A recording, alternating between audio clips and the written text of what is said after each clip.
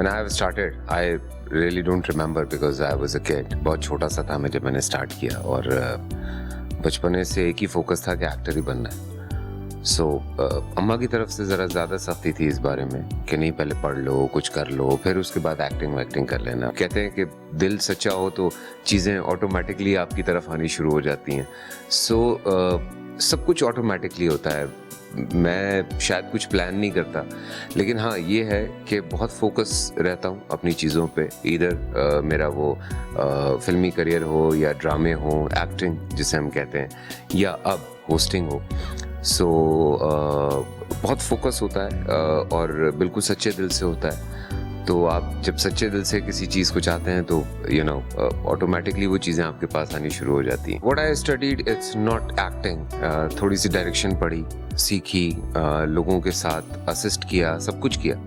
But जहाँ तक acting की बात है, व्हेन आई वाज वर्किंग, तो मैं ये सोचता था कि यार हीरो का स्पैम बड़ा छोटा होता है। हीरो का जो एक करियर होता है, आप आए, आपने एक्टिंग की, 4 गाने गाए, हीरोइन के साथ एक्टिंग की, दैट इज़ इट, या थोड़ा एक्शन वैक्शन कर लिया।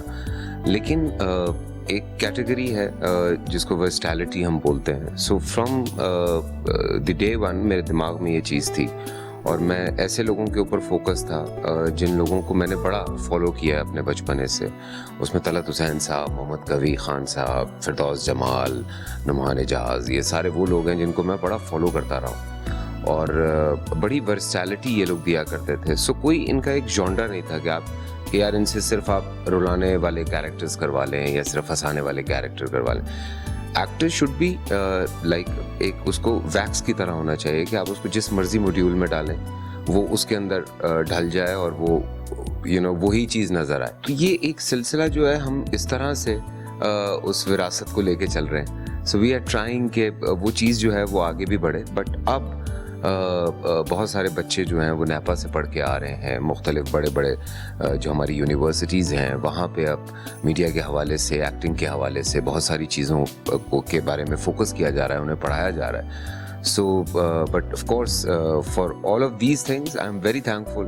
वो जो हमारे सीनियर्स थे जिन्होंने एक रिवायत डाली है, एक कायम किया है, उनकी वजह से आज सब कुछ ये हो रहा है। बात ये होती है कि अब लोगों के अंदर, बच्चों के अंदर एक कॉन्फिडेंस भी आ रहा है, यंगस्टर्स के अंदर, जो कि बड़ी अच्छी बात है। नॉर्मली ये जो एक रिवाज होता था प्रेजेंटेशन देने का, या वो जो एक बोलने का अंदाज़ होता था, उसमें बच्चे बड़े कंफ्यूज होते थे शुरू में। बट अब मैं देखता हूँ, अब जब मेरे सामने आते हैं, बिकॉज बहुत कम उम्र से उनको प्रेजेंटेशन देने की आदत डाली जाती है, स्पीकिंग पावर उनकी बढ़ाई जाती है, उनको सिखाया जाता है कि नहीं, you have to speak for yourself, या आप बोलें जो कुछ आपके दिमाग में। तो वो कर करके उनके अंदर एक कॉन्फिडेंस पैदा होता है, एग्जीक्यूशन की आदत हो जाती है उनके अंदर। वो उनको वहाँ से भी एक सपोर्ट मिल रहा है, जो कि बड़ी अच्छी बात है। और उसके साथ साथ हम ये भी देख रहे हैं कि उनको टेक्निकलिटीज़ भी समझ में आ रही हैं। बट ओवरऑल सच्ची बात यह है कि हाँ, हमें इंस्टीट्यूट की ज़रूरत है। इन 2014 के फिल्म का साल है पाकिस्तान के लिए, और lot of youngsters are working on it. Seniors बहुत काम कर रहे हैं इस पे।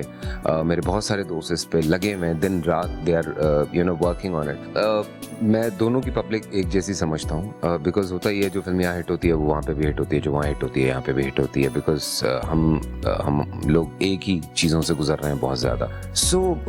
हम सारे कमर्शियल या वो जो एक फिल्म्स जिस तरह की बना करती थी, आईना, बंदिश और बहुत सारी फिल्में हैं, उस तरह की फिल्म्स पे हमें काम करना चाहिए, दो with new technologies, with new story lines. अब आजकल के जो यंगस्टर्स के इश्यूज़ हैं उस पे काम करें, जो हमारे अपने इश्यूज़ हैं उन पे काम करें, कुछ निकल के थोड़ा सा कमर्शियल फिल्म्स बनाएं ताकि लोग एंजॉय करें फिल्म को। हिंदुस्तान में भी चूँकि हमारा एक सब कॉन्टिनेंट का हेड हब वही है, तो बांग्लादेश से भी एक्टर्स जा रहे हैं, तो नेपाल से भी जा रहे हैं, तो पाकिस्तान से भी जा रहे हैं। और उसके बाद जब कोई दूसरा आपको अप्रिशिएट करता है तो लोगों को समझ आती है कि नहीं भाई, मैं कुछ दम है। मैं थोड़ा पागल आदमी हूँ, मुझे कुछ ऑफर्स भी आई, तो मैंने कहा नहीं, मैं जब तक यहाँ पे अपने आप को उतना बड़ा साबित नहीं कर दूंगा, मैं तब तक कहीं और काम नहीं करूंगा। ये मेरी ज़ाती सोच है। बट मुझे बड़ी खुशी होती है जब मैं अली ज़फ़र को देखता हूँ, या रिसेंटली मैं अभी आतिफ़ को देखता हूँ, या मैं अभी फवाद को देखूँगा फ़िल्म में, तो मुझे बड़ी खुशी होगी और मैं बड़ा दिल से अप्रिशिएट करता हूँ इन लोगों को, बिकॉज़ वाक़ई आगे बढ़ना चाहिए, आगे जाना चाहिए। और ये एक बड़ा अच्छा, और ये उन लोगों की तरफ से भी बड़ा अच्छा कदम है कि वो हमारे लोगों को इतने खुले दिल से एक्सेप्ट करते हैं, उनको बुलाते हैं, उनसे काम करवाते हैं। सो ये एक अच्छा मेल जोल है। अच्छा, बहुत सारे पाकिस्तानी इस वक्त इस इंटरव्यू को देख रहे होंगे, दुनिया के पता नहीं किस किस कोने में आप लोग मौजूद हैं। सिर्फ एक ही बात कहता हूँ कि जहाँ जहाँ जब पाकिस्तान को आप लोगों की ज़रूरत पड़ती है, आप लोग आगे बढ़ के उसका साथ देते हैं। थोड़ा हमें मज़ीद साथ की ज़रूरत है, थोड़ा मज़ीद मिलजुल के चलने की ज़रूरत है। जो एक परसेप्शन या जो एक पिक्चर क्रिएट पाकिस्तान की कर दी गई है, उसके हवाले से आप लोग उसको क्लियर करते रहा करें। और हम कोशिश ये कर रहे हैं कि जो सॉफ्ट इमेज है पाकिस्तान का, वो दुनिया भर को दिखाएं।